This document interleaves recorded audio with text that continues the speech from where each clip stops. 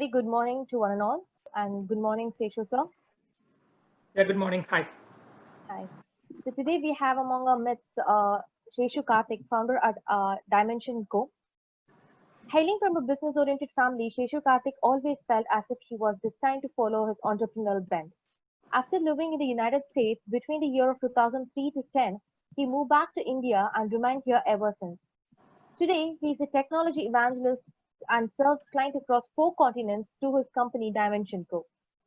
Seshu Karthik is now an entrepreneur, digital marketing specialist, technologist, and a speaker. He got his master's in the University of Texas and is an alumnus of Ignite at Stanford Graduate School of Business, USA. His extensive education, combined with more than 11 years of professional experience, has uniquely prepared him to talk forward into the unknown and face any challenges that may arise. Seshu was recognized by CMO Asia with Chennai Brand Leadership Award in the year of 2018. He was selected among 200 entrepreneurs in India for PM Growth in the year of 2016 by iSpirit.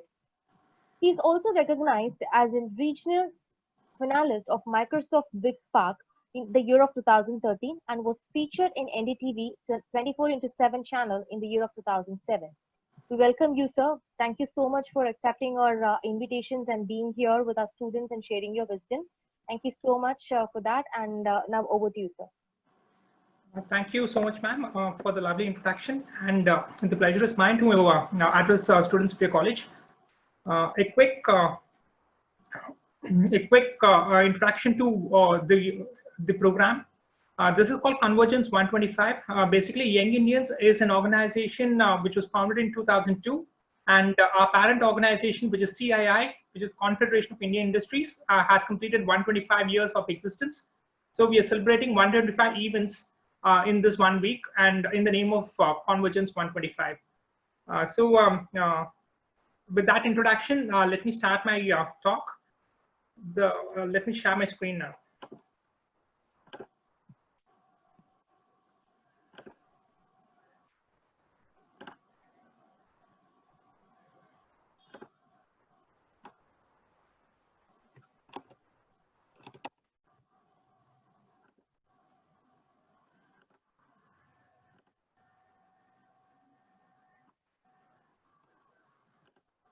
All right, are you able to see my screen? Yes, sir. Yeah, we're able to. Lovely, okay. So the topic we have today is digital transformation in marketing. I'm pretty sure the whole world is shifting its gears towards digital transformation, and it's not just in marketing, but also in operations and processes. And for students and for all the people who are just graduating out of college, there is a lot more in store for them with respect to digital transformation. So at this young age, you can actually attain stardom beyond boundaries. So usually the word stardom is usually associated with people who have reached pinnacle in their industries, right? So with years of experience, with years of hard work, people would have reached the pinnacle. Say A.R. Rahman is a star, Sachin Tendulkar, Rajnikant, Amitabh Bachchan. All these people are stars because of the amount of hard work and the kind of position they have reached in their industry. And is it possible for students and for freshers to actually attain stardom without so much of hard work, without so many years of persistence? Is it really possible? Well, in this modern age, with technology bringing us closer and with information with touch of a button, I think stardom is attainable quicker and much easier than before. And there's a shortcut to it. The shortcut is innovation. With innovation, what is innovation basically? Innovation is if you can do a certain solution, if you can provide a certain solution which is either better than the previous solution, or it could be either cheaper or faster than the previous solution, then that's called innovation, right? So every solution you see in this world, there is always a better way of doing it. So if you can do any solution cheaper, faster, or better, then you have an innovation. And how you market that innovation is what an entrepreneur does. So the core of entrepreneurship, in my opinion, is innovation. So he needs to identify a problem and then find a innovative solution which is either cheaper, faster, or better than an existing solution, and then create a business plan around that innovation and sell it. That's as simple as it gets for an entrepreneur. Let's look at some of the innovations that are possible. Right, so we have product innovations. In product innovation, MS Office, Microsoft Office 2000. I mean, that's one of the best product innovations for all of us, right? I couldn't really imagine my life without MS Office with me. So back in those days, in early 2000, the entire world was dependent on Microsoft Windows and the Office, the Word, Excel, and the PowerPoint. And even now I'm doing my presentation on the PowerPoint. So that's a fabulous innovation. That's a fabulous solution that is already existing. But down the lane, in another 10 years from then, we have yet another product who was able to deliver the same impact as MS Office. It's Google Docs. Now they have used internet as a medium, and they have made the same solution cheaper because it's free. They made it faster and better because collaboration is now possible on internet. So Google Documents has innovated a way to surpass Microsoft Office. And of course, no innovation is left out without mentioning the Apple or the iPhone. Until then, the mobile phones are always considered only for talking to each other and never considered as a gadget. Now with the introduction of iPhone, you have actually combined all the gadgets into one single device and in your pocket. And that's an amazing invention, out of which even the Android was formed a year or two later. So if you remember this car, right, Reva, I don't know how many people have seen this on the roads. It was invented in the year 1994. It is an electric car made in India. And in 2010, it was acquired by Mahindra and Mahindra. And since then, they had very big plans for Reva. And in 2013, Reva was awarded one of the top most innovative companies in the world. That's amazing, right? A company from India, which has actually the largest electric car manufacturer across the world. It is even better than the Italian or the German manufacturers. So this is the largest manufacturer of electric cars in the year 2010.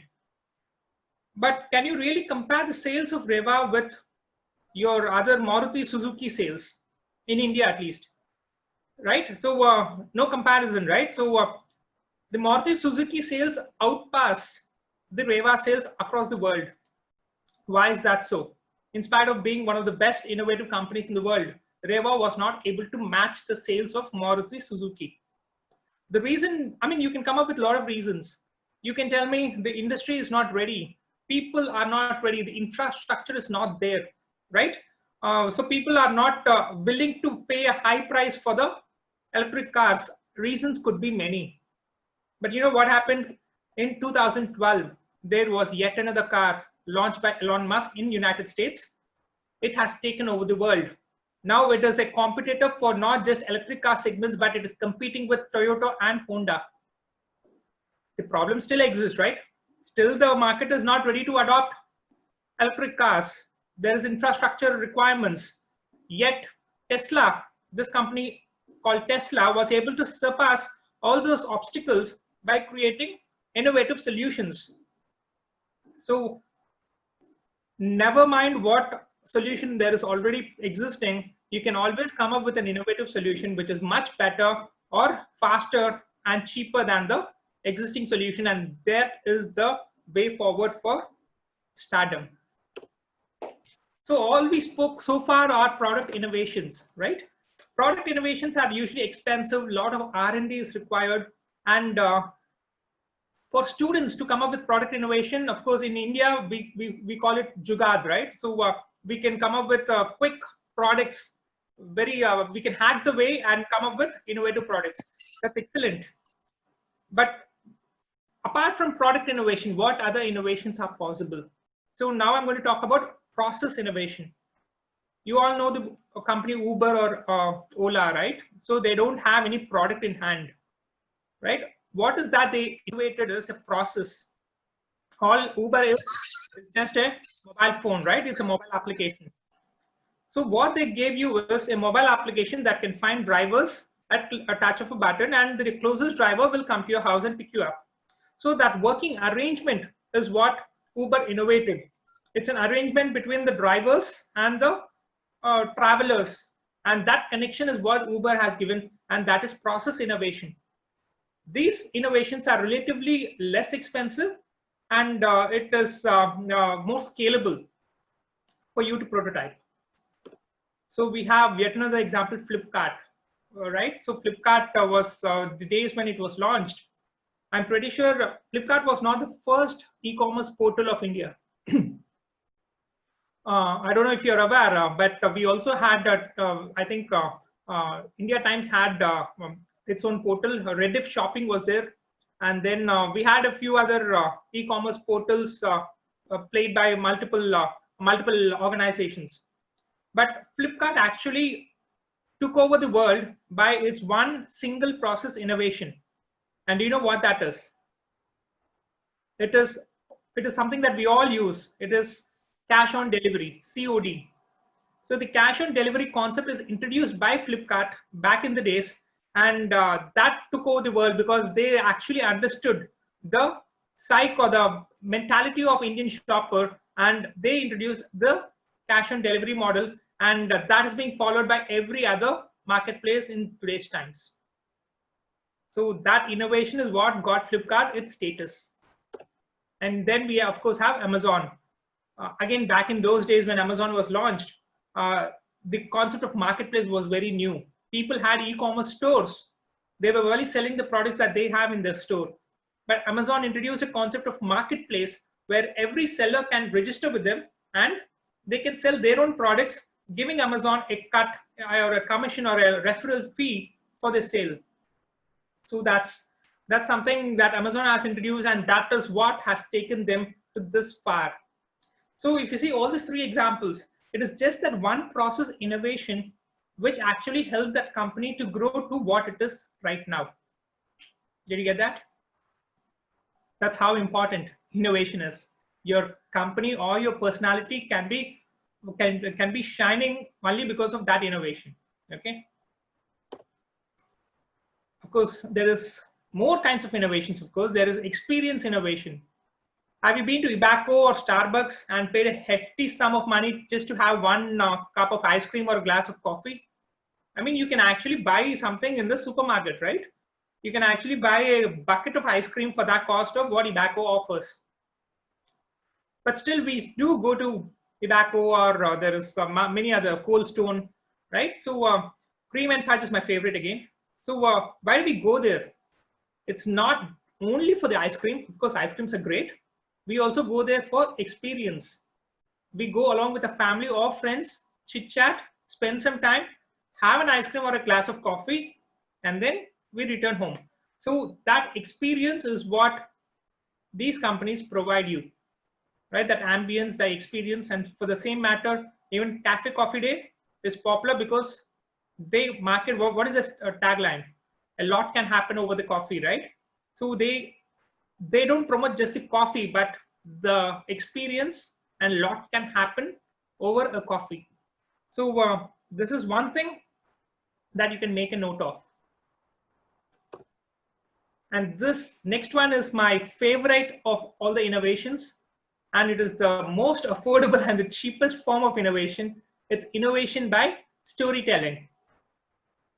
See, these fortune cookies that you find in Chinese restaurants, they have been passed around from ages, right? For many years, they have been passed around, and they still exist even today. You know why? It's because of that storytelling thing. So it's not the taste of the cookie itself, but when they serve you that fortune cookie, you open that cookie and see what is that paper or what is that message that you have in store for you. So that is what makes storytelling an innovation. Without that concept, right, I don't think fortune cookies anybody would care about it. And yet another example is this weight checking machine in one of our railway stations. It's my favorite. I mean, when I was a kid, I used to check my weight often, not because I want to know what my weight is, but what is the message behind that. ticket. There is one unique message which is printed behind every ticket, and that's what makes it fun, and that's what made it iconic. So all these are storytelling innovations. I mean, just imagine there are water bottles, right? Like Kinley has its own mineral water bottle, Bisleri is there, and we have Aquafina and many others. Every mineral water bottle company, they have a story written on their own label. Have you seen that? I mean, if people can sell water to you, water which is available in plenty, and if they can sell water to you with a story, I think you can sell anything with a proper story and innovation with storytelling.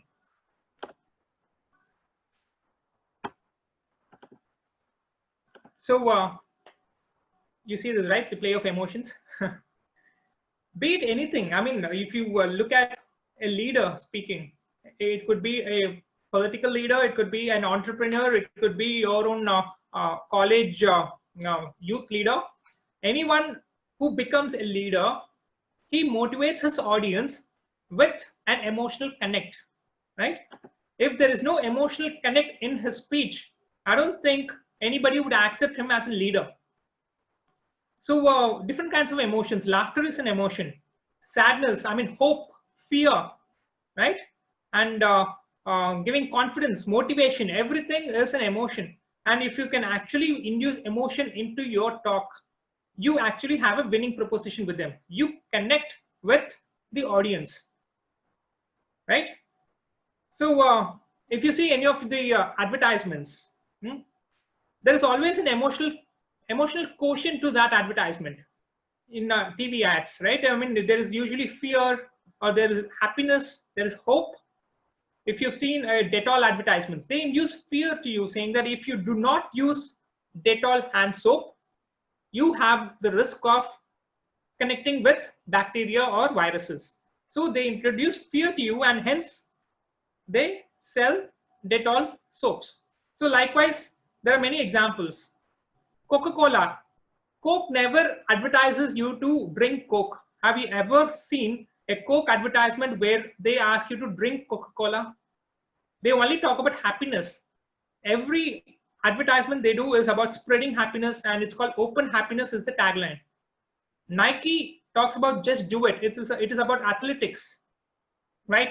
They focus on perseverance and determination to achieve in whatever you want to do.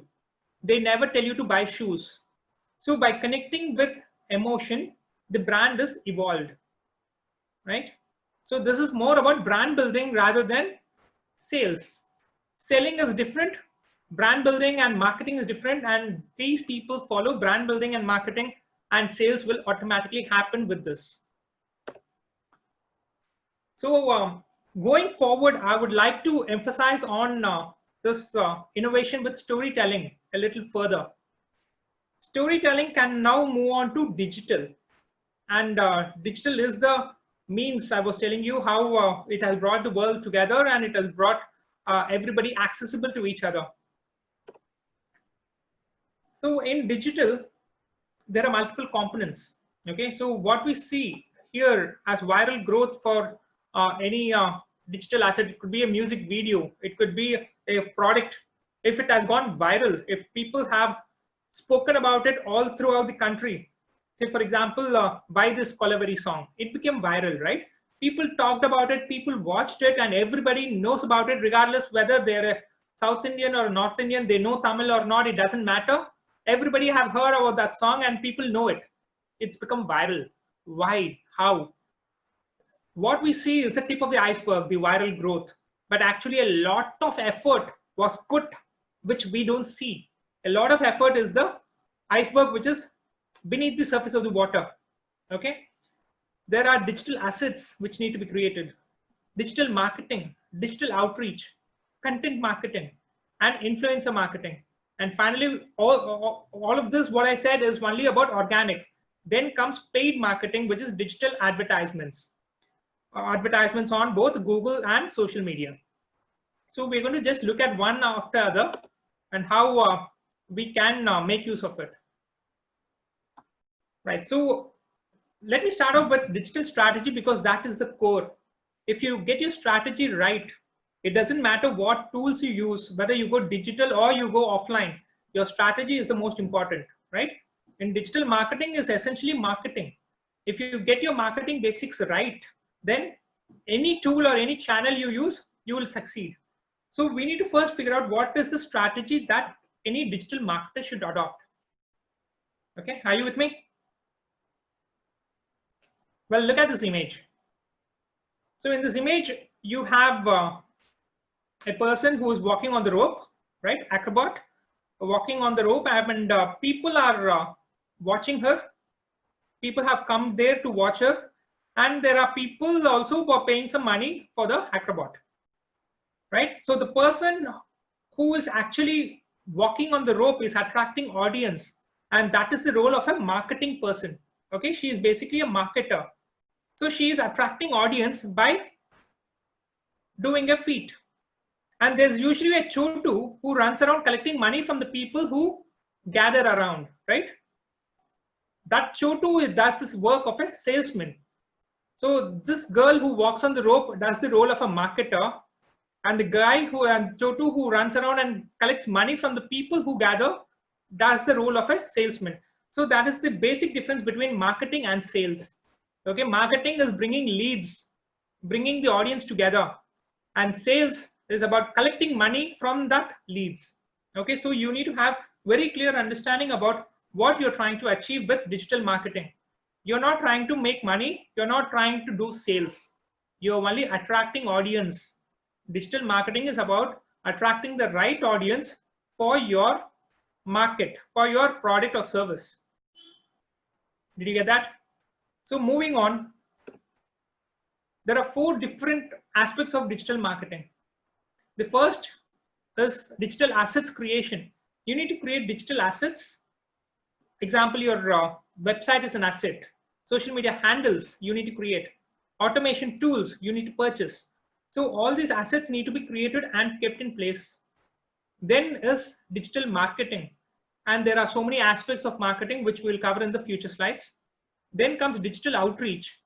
When I say outreach, it is one-to-one outreach.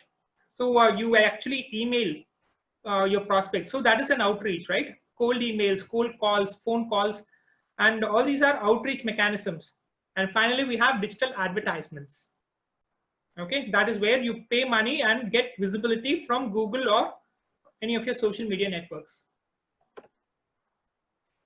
So talking about digital assets, first you create a presence for yourself or your brand in the online space, right? So you first create a website or a landing page or any kind of a public viewable page for displaying your information.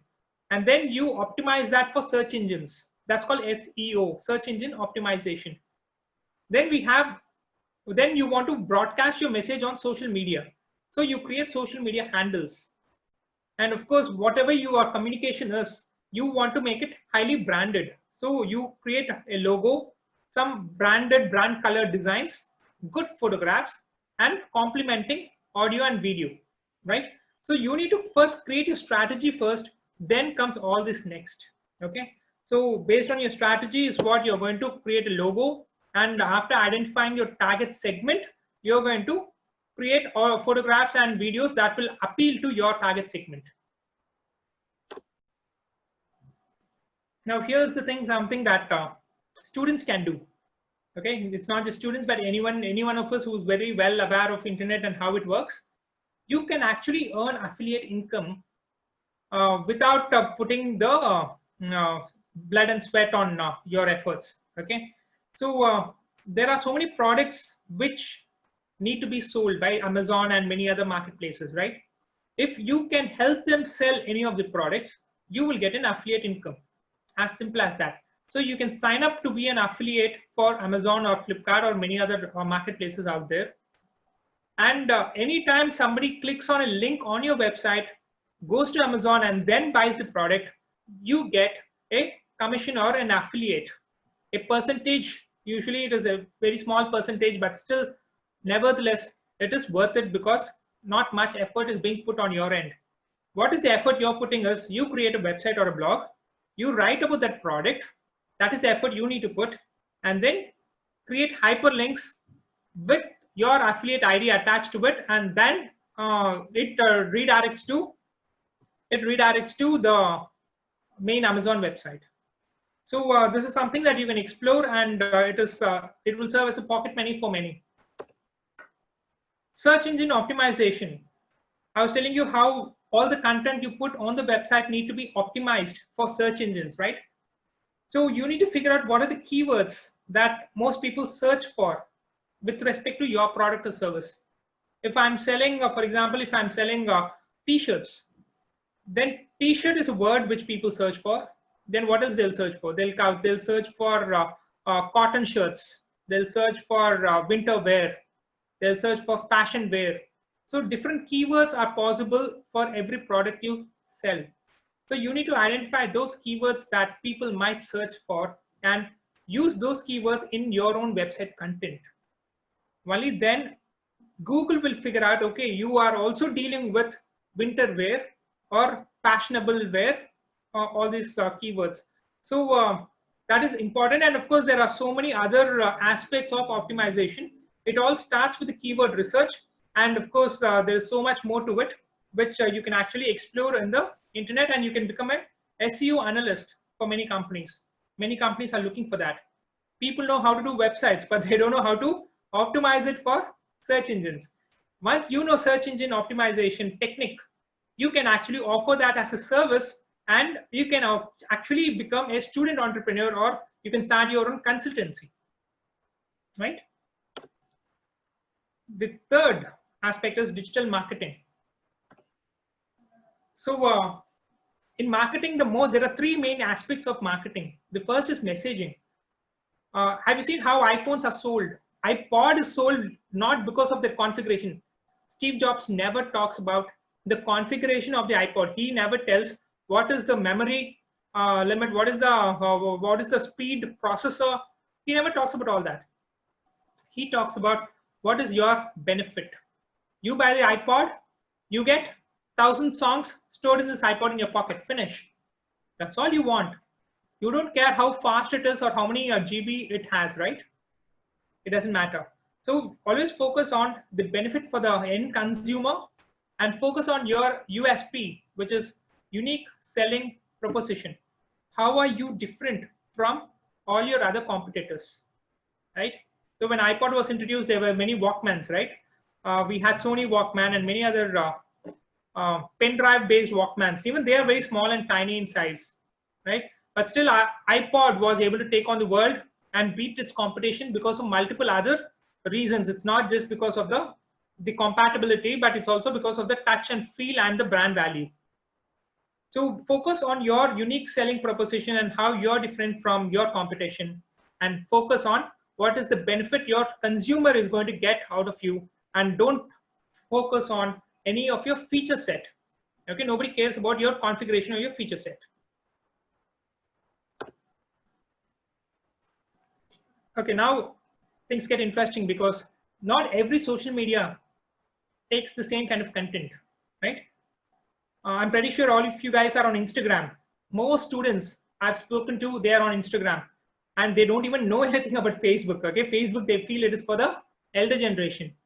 And LinkedIn is, again, until you actually try to find a job for yourself, you never get into LinkedIn, right? So there are different social media networks, and each social media network have a different audience and a different objective. Okay, Instagram is about photo sharing, it's about fun, right? LinkedIn is a very professional network. It is used for finding jobs and of course doing professional connections.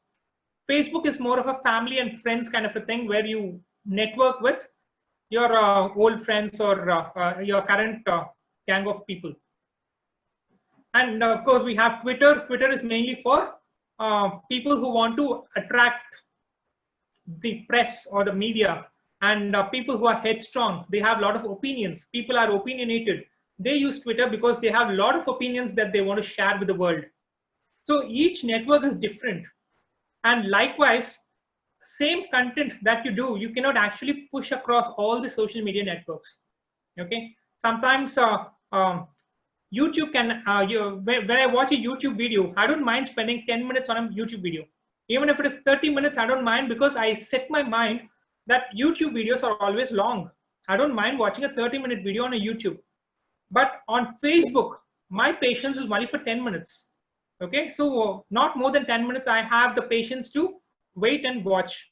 And on Instagram, it's just 1 minute, right? So if I have a 1 hour content, I cannot push that 1 hour video on all the platforms.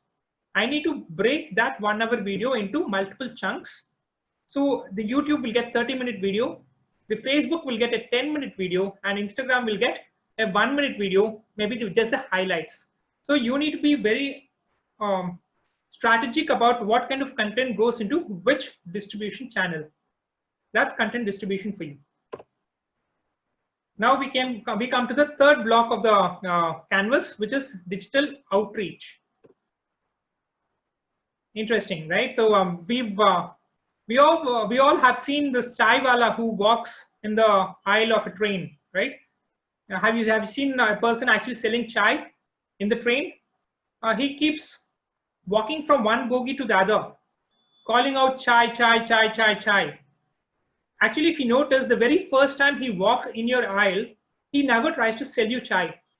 He just keeps walking fast, calling out loud, chai, chai, chai, chai. He never stops when you call him to stop. Okay, he goes to the end of the bogie and then he returns back. When he comes back, that's when he actually stops every time you call him to stop. He stops, he sells you chai, he takes the money and he goes to the next compartment. Did you see what has happened? He just actually induced the thought of having chai in your head and gave you time to decide on it. He did not actually sell you chai instantly. He just called out chai, went to the end of the bogie, came back, and it is during the second visit he tried to sell you chai. This is a strategy, right? Brilliant strategy. So he has given you time to think about it. He has induced the thought of having chai. After that, he tried to come back to you and then sell you chai. Apparently, he found there is more sales happening this way rather than the very first time. The same concept, same strategy, we're going to apply on digital means. In digital means, we have something called retargeting advertisements. Have you seen how if you go to Amazon, you search for a product and say you don't buy it, you don't even buy it, and you leave the Amazon website and you start browsing something else, maybe Times of India website. There you will see a lot of Amazon advertisements, and all those products which you actually visited in Amazon will be following you, right? That is called retargeting. They are retargeting you and re-emphasizing, boss, there is something that you were interested in and you forgot about it. Here it is, reminding you. So these are called retargeting advertisements, and they are slightly expensive from the actual ads. And every ad channel will actually offer you this medium of targeting your audience. And then we have email automation. Of course, emails can be sent. All of us know how to send emails, but emails can be automated. And that is a blessing in disguise for a lot of marketers. A lot of marketers feel like it's very taxing for us to follow up with all our old customers, right? So if there's an automation tool, it will make our life very much easier. So the very first email you send to a client, you can just create the email content and keep it ready. And maybe 5 days after the first email, you can trigger the second email automatically. And 20 days after the first email, you can trigger the third email automatically. So you can set up rules. And based on these rules, these automation triggers are created, and emails are sent automatically to your recipients. Fair enough. So that has made the task of a marketer much easier. We then have social listening tools. You know, it is very important for you to build conversations on Twitter or any other social media, right? If I am selling t-shirts, and if somebody is going to talk about t-shirts in Twitter, I need to be informed so that I can actually go and converse with that person or engage with that person. Probably there was a tweet about I need a pack of 250 t-shirts for my employees. Maybe somebody has written that kind of a tweet on the Twitter wall. If I was informed, then I could probably get in touch with him and sell him t-shirts, right? So that is where social listening is important. And there are so many social listening tools available. Okay, there is Meltwater and there's Avario, there's brand mentions. So many tools are available which will help you actually put your keywords in, and it will alert you when somebody has written a tweet or a Facebook status message related to your keyword. Okay, so if I'm selling anything else other than t-shirts, if I'm selling bottles, water bottles, then I can put water bottles or mineral water bottles as the keyword, and anybody tweeting about it will be they'll notify me, and I can go and get in touch with them. So it is very powerful, and it is one of the powerful techniques how you can engage with your consumer. Then we have Quora, right? I'm pretty sure all of you have seen or used Quora once in a while. Any question you ask on Google, right? Any question on Earth, you ask how do butterflies come out of caterpillars, or you ask about what is the weather in India. You ask any question, you get a page from Quora actually showing up in the very first page of Google results, right? That's amazing, right? So the visibility of the answers in Quora is very high, and Quora is a crowdsourced Q&A, question and answer portal that will help anybody to ask questions. Anyone can answer those questions, and they have this gamification where the people who answer questions will get points, and these points will build the credibility of the user, etc. Okay, so that's a gamification concept which I will go through it in my next slides. But Quora is a very powerful platform where you can actually write answers to any of the questions which are already asked on Quora. So you can share your own knowledge, and you will be considered as a thought leader in that space when you share answers. Okay. Online influencing market is now at its peak.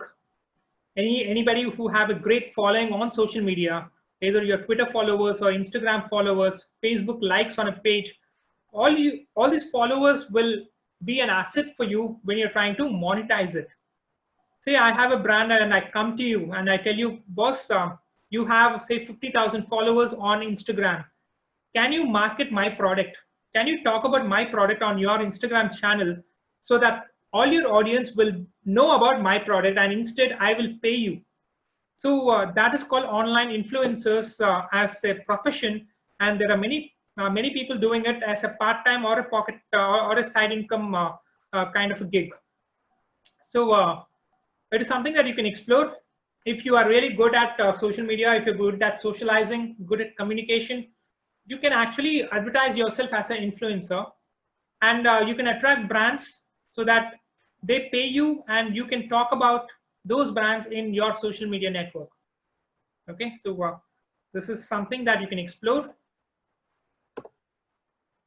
And I was telling you about gamification, right? What Quora is doing. So it's basically referral and viral marketing. When you answer questions, right, you get points, and that's gamification. And every time you actually refer people, even then you get points. And it is for these points that people refer their friends, for example, or they give you a freebie. Like Dropbox gave you a freebie. They gave you additional storage every time you invite your friends and they sign up for your for Dropbox. And that's how Dropbox became so popular worldwide in a very short time. They used very clear gamification concepts for virality. And it is very simple. So you give a reward. Say Dropbox has given a reward like a storage space for free for 1 year. And in order to get that free storage space, you need to invite X number of friends. And you do that. So it is action, reward, and motivation. So this is a loop. And if you can get your customers into this loop, you will really have a very winning proposition, and your virality is in place. Okay. Now we have the final component, which is digital advertising. Digital advertising, of course, multiple channels are offering that. YouTube advertisements, Google, you have both search ads and display ads. Then you have LinkedIn ads, Facebook advertisements. I'm pretty sure everybody are familiar with it. And then I was talking to you about retargeting advertisements, right? The chai wala example. So different kinds of ads are available. Once you learn about how to do these advertisements, again, you can actually offer these services to brands, because a lot of companies want to advertise their products on digital medium. They don't know how to do it. But if you can crack this and learn about it, it could take maybe a week for you to learn maximum, or 2 or 3 days is good enough. You can offer your services of digital advertisements to your people in your neighborhood, and that way again you can earn your pocket money and become a student entrepreneur, right? So this is pretty much, I'm trying to sum up what I've spoken to you in the last 45 minutes. So I spoke to you about how to become an online star. How do you deliver brand stories for the internet generation with emotions, emotional connect, and storytelling? How do you storify your message for maximum impact? Right? We spoke about the creation of digital assets and digital marketing practices. Then finally, I gave you a lot of tips on how to make money online and become a student entrepreneur. While you're doing your college, you can still pursue entrepreneurship and add value to the economy. And finally, signing off. This is Seshu Karthik, and if you have any questions, you can always reach out to me. My number and my email is right here. And you can also check out my website. I just give some freebies there for people to understand about digital marketing. And thank you so much. Thank you, sir. Excellent. Participants, if you have any queries, please do unmute yourself and ask, or else you can post it in the chat box.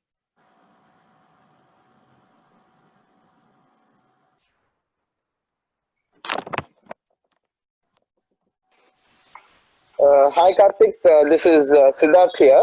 Hello, Siddharth. Can you hear me? Yeah, I do. Yeah. Very excellent presentation. So I'd like to congratulate you on that. It was very enlightening. Thank you. So I do have a query. So I have a online entertainment platform. It's called as VSQ. So thing is, it's going on for the past 3 to 4 months. So we have a good amount of digital assets, so as you were terming it. Okay. And I was kind of doing a decent outreach. So around 500 to 600 people I would contact every week. Okay. So, and what I'm trying to do right now is to try to expand. Okay. So I have contacted a number of, I do not know smaller brands, only whatever I see on advertisements, only those type of brands I know. So Okay. I have contacted them, but I have not gotten any response. So around 20 companies or so, like Pepsi, Coca-Cola, Lifestyle, Right. Nestle, Cadbury, all those big companies. So my question number one is how do I approach and whom do I approach? And I have the second question. So these online influencers. So how do I know who to contact, how to contact, and generally what is the monetary thing that they expect? So these are my questions. Okay. So I'll answer both your questions. The first is, how do you scale up, right? How do you scale up, and how do you get business out of the big brands? Right. So again, the outreach is important, where you need to build your portfolio first. You were mentioning that you already have a good number of followers, right? So there are two things. So if you can include virality as part of your strategy itself, you already have a seed of 600 people. You were telling, if you can come up with a strategy where all the 600 people will introduce 2 other people in their network, okay, like how Dropbox has done it, right? Then your scale will immediately increase to 600 into 2, 1200 or 1800 instantly, because if each one of those 600 participants actually introduce 2 people. So that viral strategy you need to include as part of your own growth story, as part of, and that is something that you need to figure out. What is the incentive or the motivation you give for your 600 people to introduce? They're not going to do it for free, right? For no reason they wouldn't do it. What is the incentive they get out of it? You can decide it for yourself. So if you have this viral growth strategy as part of your marketing strategy, that makes it easier for people to grow fast. And now talking about brands, if you want to attract brands like Nestle or all these bigger brands you were telling, right, Patanjali and all these guys. So if you want to attract them for event management, for example, so you're providing event management services, right? So you want to provide similar event management services for the corporates like Nestle. Then, of course, two things matter. One is your portfolio. Okay, so you need to build a great portfolio about the kind of events that you have done in the past. And second, your testimonials or people who can vouch for you. Obviously, if you're a new brand, it's difficult for Nestle to actually believe you, right? Okay, they're not going to put the stakes up to you. So you're going to start small. You're going to do some of the brands that you know in your circle, your friends' brands or people in your organizations.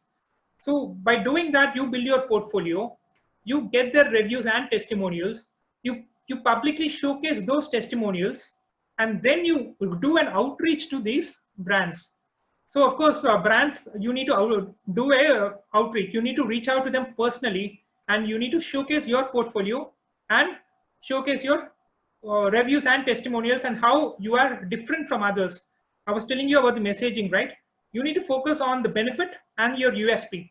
Everything else doesn't matter. So everything else will make people trust you. But for people to sign up with you, you need to give your USP, your unique selling proposition. So that's how you attract large brands. So I hope I answered your first question. The second question, you were asking about influencers, right? So the influencers, you just do a Google, go to Instagram and do a search. You just search influencer. Okay, so usually people who are influencers, they announce that they are professional influencers and they are willing to work for a small tip off. Okay, so most of the influencers will write their email address and the phone number in the profile. So you just go to Instagram or Facebook, just type influencers, and you see a lot of people, a lot of profiles coming up. You click on their profile, then you will see the reach. Each influencer will have a different reach, right? So a person with 30,000 followers will charge less, and a person with 2 lakh followers could charge a little more, and a 10 lakh followers with a lot more, right? So based on their reach, they're going to charge you. And of course, influencers, usually it is around 1,500 plus for a very basic influencer. He would charge you 1,500 rupees for a tweet or for a post. And a decent or an average person will charge anywhere between 5,000 to 7,500 rupees for a tweet or a post. So the prices keep on increasing when the reach is higher for those influencers. Okay, so thank you so much, Karthik. It was very enlightening. Thank you so much. Thank you so much. Thank you so much for the question, Siddharth, and thank you so much, Seshu sir, for answering it. And there's a question from a student, Manivardhan. So he asked that, how can we use gamification in marketing? Just give us an example, small example. Okay, gamification. See, when you go and buy in lifestyle, right? I'm pretty sure most of you have either purchased in lifestyle, right? So when you purchase on lifestyle, they tell you, okay, give me a phone number, and they will give you points, right? And we all say, okay, what do these points add up to? And they'll say, okay, if you get 100 points, it's 1 rupee, and if you get 10,000 points, you get say 1,000 rupees or something. So that's good, right? I'm going to get free money, right? So I'm going to give my phone number, I'm going to give my email address, and I'm going to ask them, okay, take my data and now give me points. And these points will add up to some monetary value, of course. That is basically what they're trying to get us information. And they're going to automate it via emails and SMSs and WhatsApp messages. They're going to use your information and they're going to give you points. That the very loyalty point system is a gamification example of a gamification. Okay. So they're going to tell you, okay, there are tires. You're in 1 to 100 points is silver tire. The moment you cross 100 points, you will become into a gold category, VIP category. Okay, and so you're going to say, okay, I'm going to spend more. Instead of spending in a Levi's showroom, you rather go to lifestyle to buy the same Levi's jeans, right? So that you get more points, and these points will add up, and you go to the gold vertical or the gold customer segment. So this is a very simple gamification model that most retailers adopt. Just that most people are starting adopting it, and people are losing the fun in it because it's no more interesting, because every other store is offering you points, and now you realize that, okay, these points are of no good use. So the same gamification can be applied on tech products also. Dropbox is an example that I was telling you, right? How they give you free storage in order for you to invite other friends. So that is again gamification. They're giving you something, a incentive for you to do an action. So these are ways how you can actually include gamification into marketing. Thank you, sir. Thank you so much for the answer, and hope Money finds his explanation towards this question. And any other questions from the participants? Yes, Seshu, hi, Pragun here. Hi, Pepper. So, great presentation. I think what I learned in the last 45 minutes is more than what I learned in college for 3 years. So my question to you is, as you're aware, I'm in the business, more of a brick and mortar business, in the business of trading ferrous and non-ferrous scrap, right? Simple and quite old-fashioned. To find Pragun, sir, your voice is a little breaking. which direction do I see in, or how do I innovate, right? Okay, so I'm saying, as you know, I'm in the business of. Is it better now? Yeah, it's better. Am I audible? Yeah. Yeah. So I'm struggling, which way to look for innovation in my business issue, which is a more brick and mortar business of trading ferrous scrap, non-ferrous scrap. The most innovation I've been able to do is obviously, have a website which you've built for me, do some little bit of online marketing, and my innovation is more in the process. It's process driven, where more or everything is built on a platform. My customers can see what the schedule of their deliveries are instead of us having to call them, so on and so forth. What else do you suggest for somebody like me and everybody else, the majority of people who are either doing their family businesses, which are more of your brick and mortar old fashioned? Some views on that, please. Right, sure. I mean, every business, there is definitely an opportunity for innovation. One is, again, I was talking to you about experience, right? There is something, a simple innovation is, I can give you an example, and then you can relate it to your business. For example, it's something called doorbell effect, which means, say you go to a person's house, you hit the doorbell, then what do you do next if the door doesn't open? That's a big question, right? There are many options for you. You can either hit the doorbell once again, or you can knock at the door, you can shout, or you can leave the place. So basically, the person is keeping you guessing whether the person will open the door or not. So the doorbell effect is a very bad sign for a business. Okay, you should never keep your customers guessing at any point in the journey. Okay, so you need to keep your customers informed. So just imagine how beautiful it would have been if there's a sticker outside the door saying that hit your doorbell once, wait for 3 minutes. If you don't get any answer, hit it twice. If you still don't get any answer, then knock at the door. If this message was pasted outside the door, right, it would have made the thinking of the customer very easy, right? The person who comes to your house. So you have to basically make your customer aware of the entire customer journey and keep him informed in every stage of his life cycle. Okay, so if you do that, that's the reason why when we shop in Amazon, we get the tracking ID, and every time the object is delivered or it is in shipment, it is in transit, it is delivered, we get messages, right, saying that your purchase is being processed. Right now it is in transit and now it is being delivered. We feel happy that, okay, something is happening. So this same concept, you can take it to your own customers also, right? So you can take it to your own customers and tell, maybe your competitors are not doing that because it's an extra effort, right? But you can do it and tell, boss, this is the amount of transparency and automation we have in place. When you place an order, you get a message saying that you placed the order. Then we started processing it, you get a message. When we are in transit, you get a message. When we deliver, you get a message. So there is so much of transparency, so much of data collection and communication. So this is the way you can be different from your competitors and say this is your USP, right? And this is a very small thing, right? And yet it makes a lot of difference for your customers.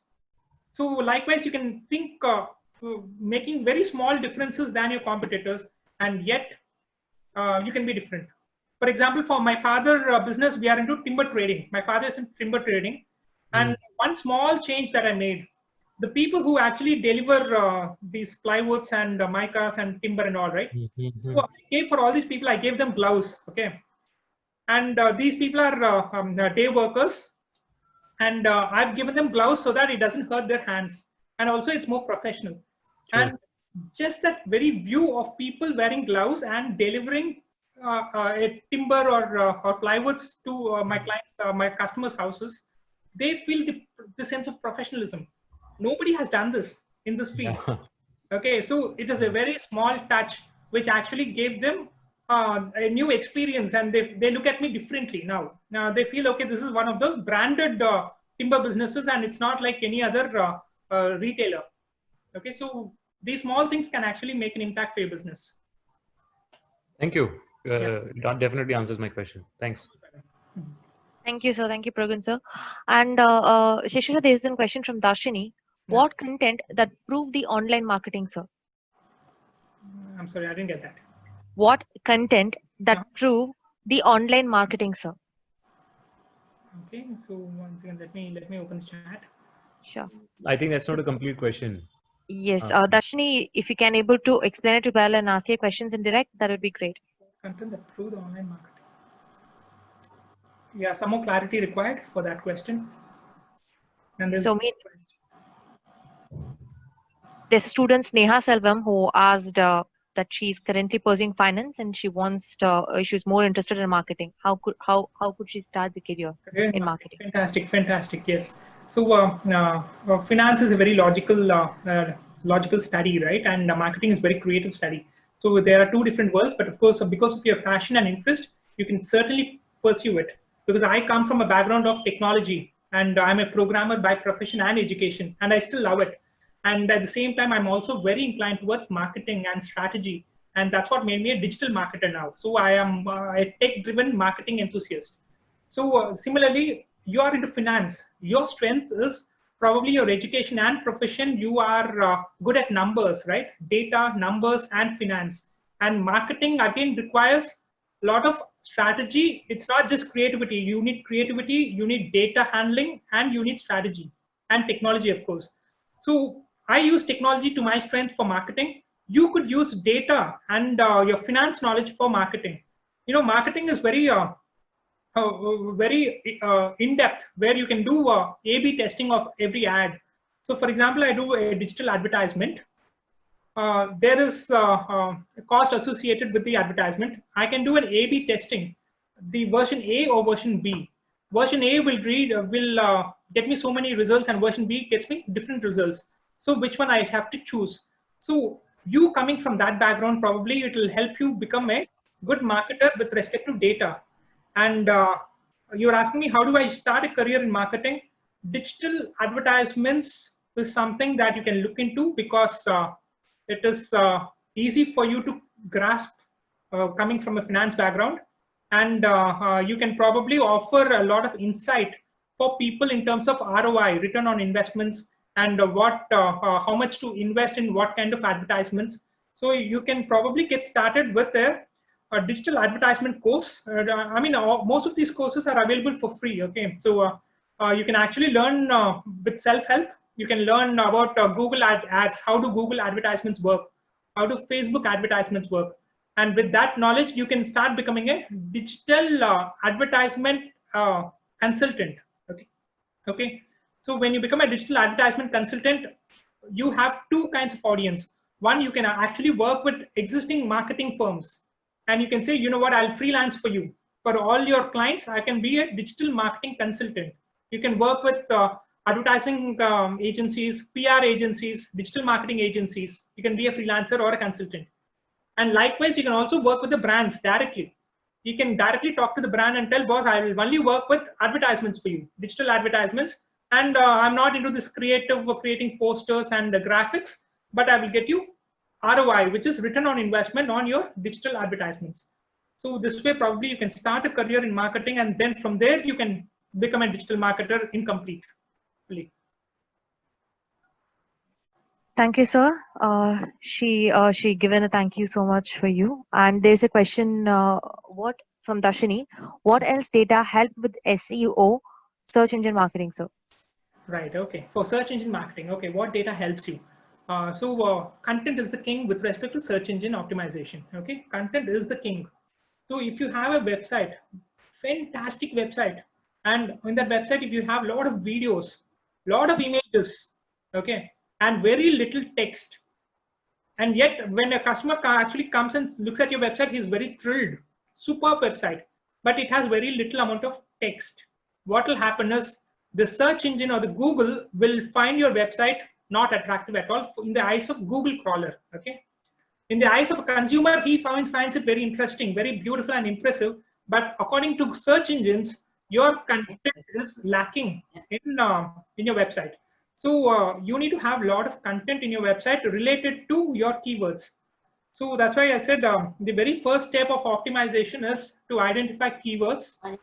And once you identify, say, 40, 50 keywords for your business, for your website, you add blog content or your website content using those keywords. Okay. So keyword research is very essential. I want to know that. Okay, so based on those keywords, you write a lot of content, and that is what helps you with search engine optimization. Okay, and of course, there are so many other parameters that you need to check with respect to image optimization, the meta tags, then you have meta descriptions, the heading tags. So a lot of things are there actually. So you can actually check out one of the SEO courses online for free, and they will actually guide you what are the aspects of optimization that you need to focus on. Thank you, sir. Thank you, Darshini, for the question. And there is a question from Saranya Thiruvengadam. So she says that I want to know the depth in digital marketing. Which are the way to study? Okay. In depth, if you want, I mean, you can take up a digital marketing course. Digital marketing courses are available in Udemy, and I think a few academies are also started introducing those courses. It would take maybe a month maximum. It could be a few weeks for people who actually focus on. So in a month, you can actually learn complete digital marketing. And if you want to become a freelancer or a consultant or get a career opportunity in digital marketing, you can actually do it. But the very important aspect is if you're very good at communication, whether it's written or oral communication, it helps you and it's an added bonus for you. But if you're not so good in communication, you can focus on the tools and the strategy part. But if you just learn the tools, it's of no use. I'm telling you, I mean, the tools are always there. Okay, if for example, I know how to use Adobe Photoshop, but if I'm not creative, what is the purpose of a tool for me? So we're learning digital marketing tools and strategies. It's always in a month you can learn it. But actually for you to practice it, and you need to practice it and get to know what works and what doesn't work. That comes out of practice and experience. And of course, you can, once you learn the tools, you can get an internship or start a job, and from there you can take it on. Thank you, sir. Thank you, sir. That's well explained. Thank you so much for all the participants. And thank you so much, Seshu, sir, for sparing your time and sharing your knowledge to all our students, right from the product innovation to process innovation. You just clearly step on each and every aspect of the digital marketing and the transformations, what happened so far. And you covered everything. And that was a neat and wonderful presentation, sir. So we would like to see you in direct with our college also. And thank you so much, Young India, for introducing you to us. Thank you so much, sir. Thank you so much, ma'am. The pleasure is mine, and I also had a great time talking about the subject I really love, and it's close to my heart. And Pragun, I will answer your questions offline. Okay? Sure. Right. Sure, buddy. Thanks. Great session. Really enjoyed. Thanks a lot. Thank you, sir. Thank you. Thank you, participants.